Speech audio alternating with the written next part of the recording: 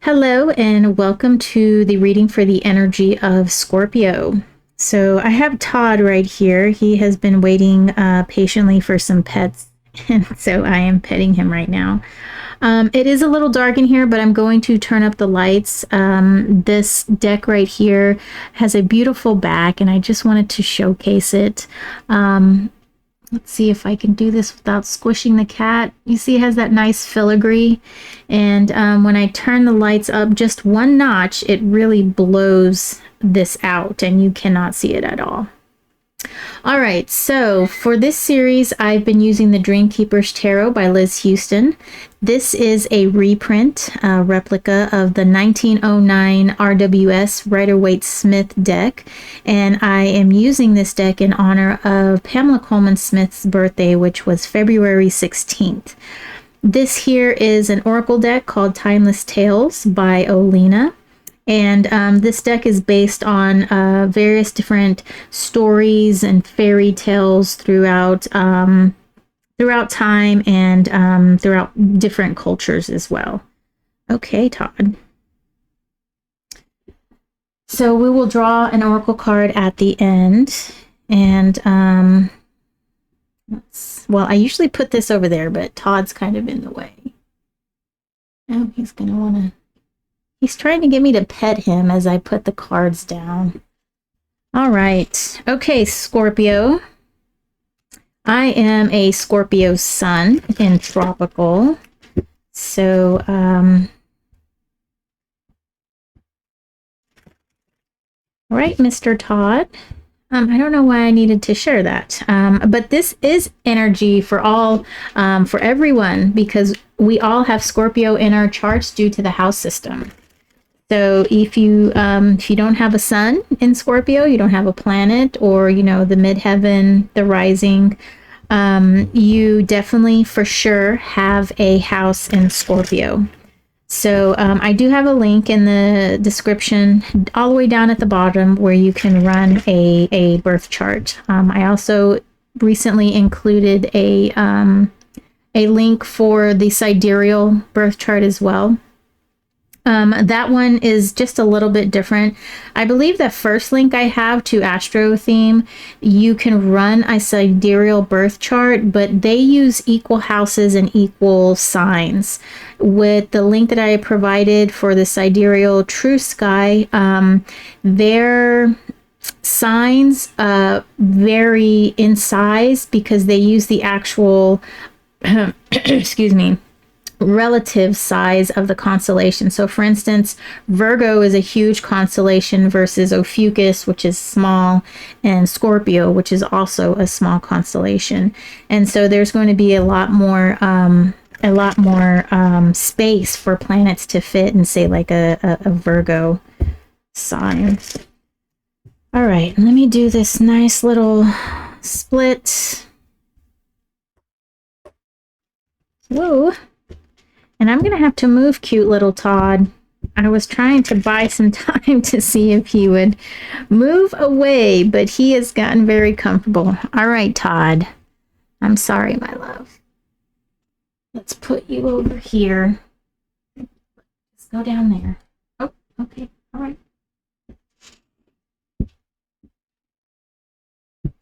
Okay. Actually, now he wants out of the room. I'm going to pause really quickly. Okay, there we go. Yes, he just wanted to leave. I think I upset him when I moved him off my table. But, I mean, there just wasn't any room. I would love to have him sit up here. He's such a sweet kitty. Okay, Scorpio, let's see what is going on with you. So we've got the Page of Swords in reverse, Earth of Air, Queen of Pentacles, Water of Earth, and the World. Major Arcana, upright. Wow. I love the World card. In this deck, it's kind of a little nefarious looking. It reminds me of the character in... Oh, what is that show called? Is it that one? I think it's... Oh, I can't even remember. Oh my gosh. I want to say it's that I'm I'm just going to drop it. I'm spending too much time on it. Okay. But I do like that card. I like that a lot. Let's turn this up. Now that we have, see how it blows out the backs of this card. So, but we need this light so you can see your spread. There's a slight glare right there. Okay. But it's just blown out. You can't see the beauty of that filigree. Okay, so what I see here, so sometimes the court cards can be indicative of a person. We've got the Page of Swords in reverse, and pages are very curious by nature. And I associate pages with the element of earth. And this page is earth of air because this page is in the suit of swords. And so this page has is very curious and really wants to understand just everything, really understand it on a cerebral level. With it being in reverse, that energy is either blocked or it could be used it could be used or looked at in a way where they don't want to understand things at a cerebral level. They're, you know, perhaps okay with ignorance is bliss. Then we have the Queen of Pentacles here, and she is water of earth. And she's very nurturing. She reminds me a lot of the Empress energy. So, so this could be like a motherly figure. I'm going to have to draw some more cards to really get a feel of what the role that these two energies are playing. But the world is essentially a new stomping ground, if you will, for you to be working in. And so this is a very the world is a very positive card in that you kind of have graduated in a way to a new type of being, a new realm, a new way of understanding the world, because you have learned from the past. You've learned from your experiences. You now have wisdom, you have experience, and you know how to deal with things. You know a little bit more how the world works, and so you're able to look at your environment in a whole different manner, and it's almost like it's a new world to you. So it's almost like as if you needed glasses for the past, I don't know, month or so, and everything was kind of fuzzy, and it was hard for you to really make out details. And then you go to the doctor and you get your prescription and you put the glasses on, and all of a sudden you can see all of the intricate details. There's different colors, shades, and you can see the outline of things. You can see the vein of leaves and things that you just didn't even know were there. So it's a little bit of that energy. And I like that it's right next to this Queen of Pentacles, because the Queen of Pentacles is very nurturing. So let's see exactly what this means for you, Scorpio. I should say us, right? Scorpio sun here.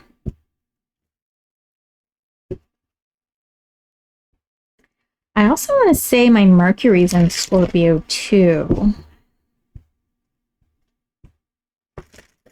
You know what? Let me check really quickly, because I'm very curious. Oh, and if you guys have not tried these Nerds gummy clusters, they are so good. I mean, I was very hesitant to try them at first. My daughter was like, "Oh, let's get these." And I'm like, "Oh, come on. Why can't you just get Nerds out of a box? Just pour them in your mouth." That's how I used to do. And she was like, "No, you got to try it. There's like this little gummy thing in the middle, and it's so good." I was reluctant, but I tried it. Best thing. I mean, it doesn't quite beat pouring the Nerds into your mouth and getting those cascades of the tiny little soft rocks with the sweetness and all of that, and then the sting it gives in the back of your mouth. But just the crunch, the tartness, the sweetness, and then you get that ooey gooey center. It's wonderful. It is amazing. Okay, so I have the sun I have Mercury, and I have good fortune in there too, which I don't really understand too much about the fortune. Oh, but I also have Uranus in Scorpio as well. So, wow, I totally forgot about Uranus being in Scorpio.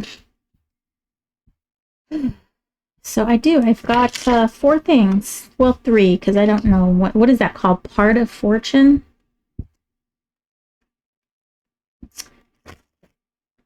All right. Forgive me if I've already done all this. I kind of got the road off by the nerds and then wanting to know what my Scorpio placements are. You would think I would know that by now. But I don't, and I think I'm crippled because I keep the screenshot on my phone so I can access it really quickly, and I just look at it and I know. Some things I do know, like I know that in Ophiuchus I have Mars and Neptune. I mean, I know that. I don't even need to look.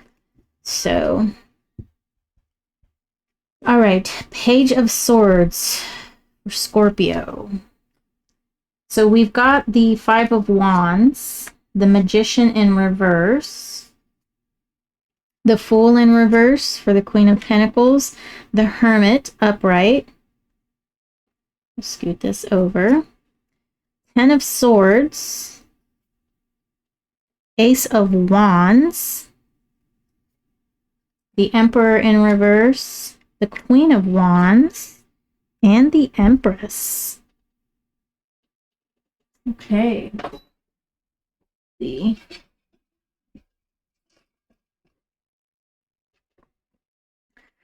I have to get a drink from my Stunley. My son coined that term because I bought this on TikTok. It's not quite a Stanley. It was only 20 bucks. It doesn't keep the ice as long as a regular Stanley. I bought my daughter a regular Stanley. Yeah, I'm not happy about that. I really hate that they market towards these kids and the kids feel like they need to get that. And, you know, she feels left out. And I don't want her to feel left out because she doesn't have a Stanley. And I try to teach her these things. I think it's coming to her. I think she's understanding because, you know, she showed me this TikTok of this girl who had like, I don't know, 20 Stanleys. They probably could have been Stanleys for all we know. But anyway, she did it and she was showcasing all of her different colors and the different tones and all of, oh my gosh. And and Vanessa was like, why would her mom buy her all of that stuff? I mean, like, wouldn't it be better if she spent her money on something else like some shoes or makeup? And okay, yes, I agree. But it was just cute the way she she said that. And you know, it's okay to indulge them once in a while. And she's a good kid. She has straight A's most of the semester. You know, the grades kind of fluctuate between A's and B's, but she has pretty good grades, and she's a good girl. And you know, I know what it was like to be younger, and all of these kids having different things than you did, and it's tough, you know. If only she had a job, I think that would help out a lot. All right, let me get back on to. I'm very chatty today. Let me switch your view so you can see what I am seeing here. You know, something that's very interesting. When I do readings for people now, I'll have them sit next to me so that we can both look at the cards like this, the way that I'm showing up here. I know I can remember when I was starting my YouTube channel, I thought for a second that I should have the camera face the cards this way, so it would be like the viewer sitting across from me and their view of the cards. But I decided against that. And so now when I read for people in person, I have them sit next to me so they can see what I see, and they can see how I come up with my interpretations. So kind of a little interesting tidbit here. Okay. I'm going to try to stop chatting. Here we are, Scorpio. So here we have the Magician in reverse, the Emperor in reverse, and we've got our conflict card. Also here with this Page of Swords. And so this is kind of telling me that this expression of this energy is not quite what we want it to be. It's as opposed to expressing it as being the curious, understanding, really wanting to know, really cerebral. There seems to be like a block of not wanting to know, not wanting to understand, not really wanting to get with I want to say nitty gritty for some reason. That's really not in my repertoire though. Yeah. And so the energy that I'm feeling here is kind of like I almost want to say teenager, where there's like nothing you can do is going to be right. And it's just a big conflict, and it's kind of just going to stay that way. And very interestingly, we have sort of an opposite energy over here on this side. So the Queen of Pentacles, like I said, is that loving Empress energy that we have here, you know, abundance, caring, that very motherly energy, where I kind of get the feeling that this is actually this is actually a person. We've got Queen of Pentacles, Queen of Wands. And I feel like this person is really exuding this really motherly, loving, kind of like like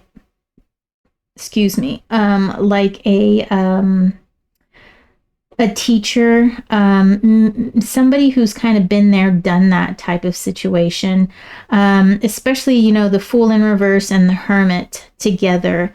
The Fool kind of just carefree, not really caring, but with him being in reverse right next to the Hermit, I feel like this is an energy of wisdom, of guru-ish, and then we've got the Queen of Wands thrown in here, which she is water of fire. So she's a very fiery personality, and she's very passionate.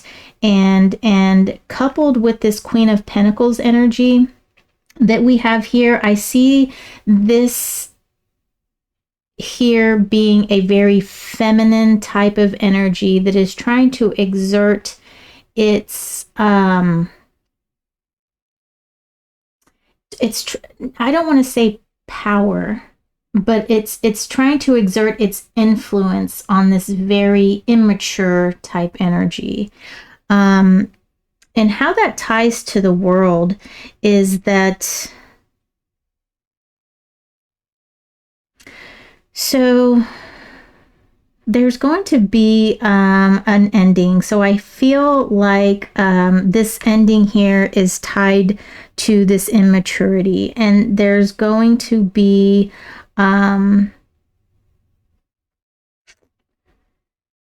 I almost feel like there is going to be some kind of activity, event. There's going to be some kind of event that's going to spur a change in this energy here. Now, I don't know if these two energies are residing within the same person. This could be a situation in which you're kind of going through these growing pains. I don't know. I kind of went through it. Like, it really stands out for me when I went through it when I was probably late 20s, going into my 30s, is that I was sort of releasing the fact, having a hard time at that, releasing the fact that I'm no longer a novice at life. You know, now I'm going into my 30s. I need to be a lot more adultish, and you know, it's kind of time to put away those big hoop earrings and and the dark eyeliner and all of that, and then the offensive sweaters. So so it was kind of a time for me to step out of that immature, less refined way of being. I mean, I think I was still signing my signature, my actual signature, even on checks, was Desi. DEZI with the circle dot. I mean, yeah, I am. I think it's funny, but sometimes I wonder what people thought of this, 20 something, almost 30 something year old woman with kids signing a check like that. But it was hard for me to let go of that identity of who I used to be. And so that is kind of the feeling that I'm getting here, is that you're needing to release a certain aspect of of youth, but it's more along the lines of an immature youth. Not to say that we can't color. I still color in coloring books. I like adult coloring books, though, no longer, Mickey Mouse and Strawberry Shortcake and all that. But still, I still color, I paint, I do all kinds of things to kind of keep me in that youth feeling. I'm not saying to let that go, but just that immature signing your name with a little, a circle dot, and allowing this new mature person to come through, to flourish, to kind of take the reins now. And it's time, for lack of a better term, to put this child to bed. And it's adult time now. And sometimes we just need a little swift kick to kind of jolt us back, like, oh, okay. I don't need to be doing that. You're right. It's time to put up the mini skirt and whatnot. And it is going to be an ending, a death in a way. But coming of that, I believe that's what this world card is here to say, that you're going to see the world in a different way. People are going to treat you a little bit differently once you put this child to bed. And you can start being this amazing adult, and nurture those things around you that you love. If you still love to color in coloring books, go ahead. Maybe you could, an adult side of that would be to turn that into a business. Creating those for people to color, or coloring them and selling them as a finished product. Just an idea. And so once you put this immature aspect to bed, you can really step into this full person who's been through the experiences of this young child, been through the experience of changing over into this adult and being a well-rounded person and moving into this world energy. And then from here, you'll be able to nurture not only yourself, but nurture that world and those that are coming after you. Children, pets, nurturing a garden, nurturing a home, and all of that comes with an ending. However, right next to it is this new beginning that's being handed to you. And there's so much potential within this Ace of Wands here that you can take that and you can run with it. It is sad that you're going to put away the dancing shoes, the coloring book, the signature. However, there's going to be new opportunities and new things that you can experience. Though growing pains can be uncomfortable, once you kind of get through it, you're just going to be like, wow, what took me so long, and you'll experience the world in a new way, much like that, what's that called? Is it alliteration? Comparison, much like that thing I said about getting glasses. Okay. All right. So we are going to draw a card from the Timeless Tales Oracle deck. Wait till you guys see this. Did I show you any of these cards? I did a flip through if you're interested in seeing this. But just the saturation, the color of these cards, I think is just beautiful. I'm not sure I'm truly vibing with the energy of the meanings, especially not for these readings for some reason. I don't know, just I'm not sure. I probably need to cleanse the deck a little bit more and just maybe work with it. All right, Scorpio. Yes, I need to do a split.